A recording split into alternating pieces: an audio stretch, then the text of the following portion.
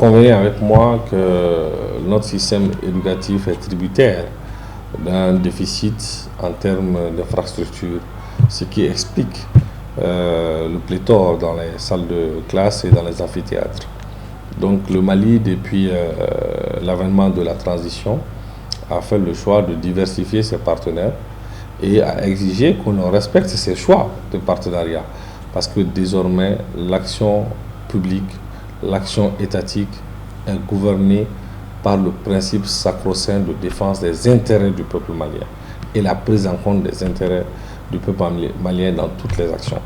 Et donc c'est dans ce ordre d'idée que l'ambassadeur de la République islamique d'Iran a été reçu par le chef de l'institution parlementaire, le Conseil national de transition.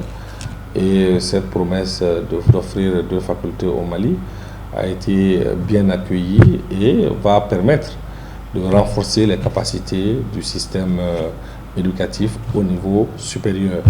Parce que vous constatez avec moi que les difficultés liées à l'absence ou à l'inadaptation des infrastructures au niveau du supérieur est de nature à poser un problème quant au fonctionnement réel des universités et surtout quant à l'épanouissement intellectuel de nos jeunes étudiants. Et donc c'est une excellente nouvelle et nous nous en félicitons, nous nous en réjouissons, mais il est à mettre encore une fois au crédit du peuple malien qui depuis plus de 3 ans continue à faire face à toutes sortes de difficultés et continue malgré les difficultés à soutenir l'action publique, à soutenir les autorités de la transition qui n'ont qu'un seul objectif, c'est le bonheur de notre pays, quoi qu'il advienne, quel que soit le prix à payer. Parmi les 2 facultés, il y a particulièrement une qui nous intéresse. C'est parce que, je l'ai dit la fois dernière, les techniciens iraniens étaient déjà venus échanger avec nous. Ce qu'ils vont faire, qui nous intéresse surtout, c'est un centre d'incubation. Alors présentement, ça manque beaucoup à notre formation.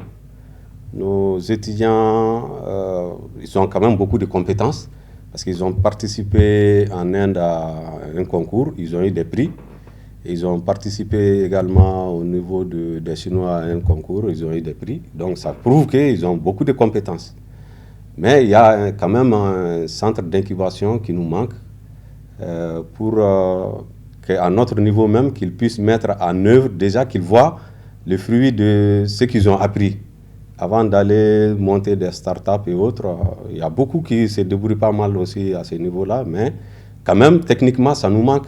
Et donc, c'est un appui qui sera très conséquent pour nous. Bon, en matière d'enseignement supérieur, à ce que je sache, ça c'est une première avec l'Iran. Bon, c'est pas maintenant que l'Iran a commencé à coopérer avec le Mali, puisqu'il y a un hôpital iranien. Et donc, la coopération, ce n'est pas avec ça que ça commence, mais du point de vue universitaire, au niveau de l'université, c'est vraiment une première. C'est une première, mais à mon avis, ce n'est pas comme les autres types de coopération. Parce que de 1, ça c'est une coopération d'État à État. Et de 2, l'offre, ce qu'ils veulent nous offrir, c'est vraiment conforme à nos besoins. Voilà, parce qu'il y a d'autres partenaires c'est eux qui décident de qu'est-ce qu'ils veulent apporter. Mais eux, ils sont venus à nous, on a échangé pour faire à peu près l'état de nos besoins, pour se rendre compte que ce qu'ils veulent nous offrir correspond à nos besoins. Donc à ce titre-là, c'est vraiment très très important. Je pense que ça va pouvoir intéresser les étudiants des filières informatiques et aussi des filières de physique.